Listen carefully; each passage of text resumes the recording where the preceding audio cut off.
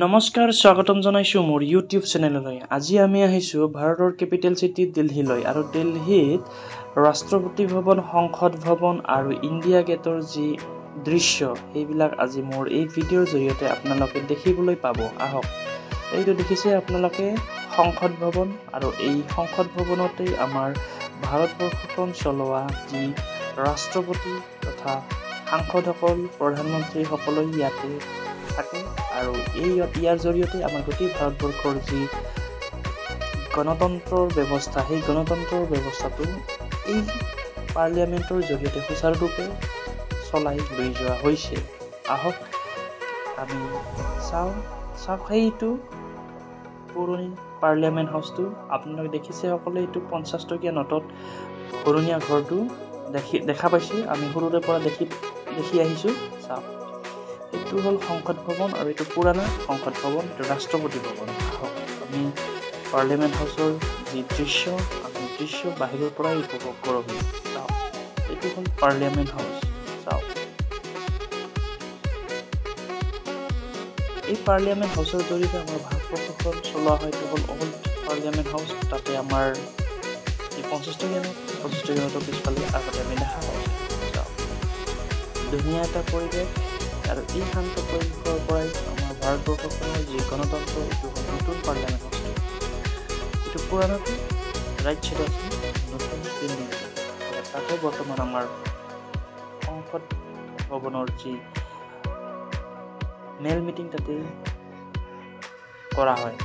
চাওক, এইটো হ'ল সংসদ ভৱনৰ বাহিৰৰ কিছু দৃশ্য।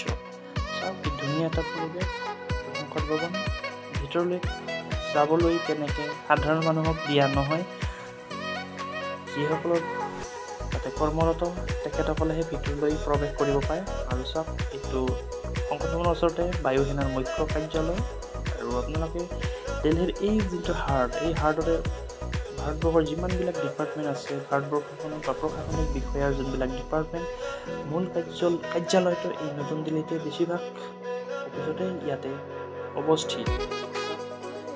দিল্লী ৰাস্তা, এই দিল্লী ৰাস্তাৰে আমি কোনে এতিয়া গৈ আছোঁ সংসদ ভৱন চালোঁ। এতিয়া আমি গৈ আছোঁ গেট অফ ইণ্ডিয়ালৈ। এই গেট অফ ইণ্ডিয়াৰ আপোনালোকে গম পায় বিশেষত্ব আছে, তাতে আমাৰ যিবিলাক শ্বহীদ আছে, মাৰ্টিৰ আছে, সিহঁতৰ তাতে নাম খোদিত ৰখা হয়। আৰু 15 আগষ্ট 26 জানুৱাৰীত পেৰেড যি কৰা হয়, এই সংসদ ভৱনৰ পৰাই ওলাই কিনে ইণ্ডিয়া গেটৰ ফালেদি কৰা হয়। আহক আমি এতিয়া দিল্লীৰ কিছু পৰিৱেশ চাওঁ আৰু এই দিল্লীৰ পৰিৱেশ চাই কিনে আমি এতিয়া কোনে ইণ্ডিয়া গেটলৈ গৈ আছোঁ।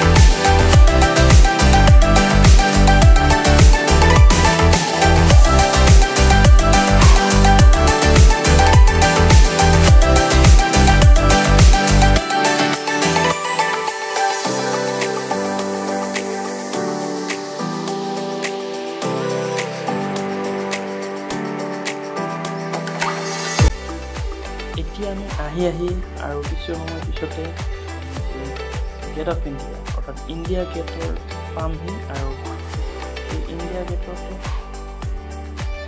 ভাল পৰ্যটনস্থলী আৰু এই ইণ্ডিয়া গেটত আমি ইণ্ডিয়া গেটৰ যাতে আমি আহি পাইছোহি আহক আমি এতিয়া ইণ্ডিয়া গেটৰ যি দৃশ্য আমি উপভোগ কৰিম হি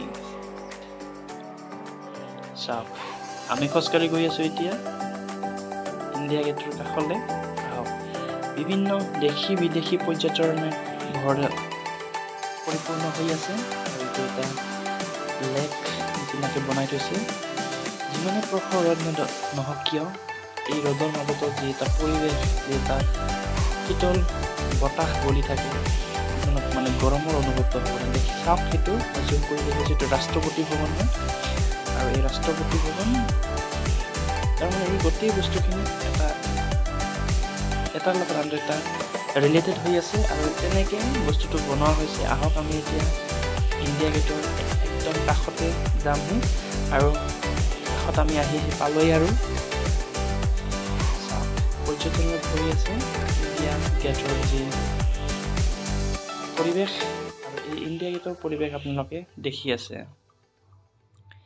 এইটো আহি পালোঁহি আমি আৰু দেখিছেনে ৰাইজ দেখিছেনে ভাই বন্ধুসকল আহি পালোঁহি আৰু চাওক কিমান দেশী বিদেশী পৰ্যটন আহি আছে আৰু চাওক এইফালেদি গাড়ী গৈ আছে আৰু যেতিয়া 15 আগষ্ট বা 26 জানুৱাৰী হয় তেতিয়া কিন্তু সেই গাড়ী অহা যোৱা বন্ধ কৰি দিয়ে আৰু এই ৰাস্তাটো ক্ৰছ কৰিয়ে ৰাষ্ট্ৰপতি ভৱনৰ পৰা যি পেৰেড বা সৈন্য বাহিনীৰ যি পেৰেড বা বিভিন্ন কালচাৰ যদি ৰেলী কৰে এইটো এই ৰাস্তাৰে এই গেট ইণ্ডিয়া গেটৰ ওচৰেদি ঘূৰি যায় চাওক ইণ্ডিয়া গেট ধুনীয়া এটা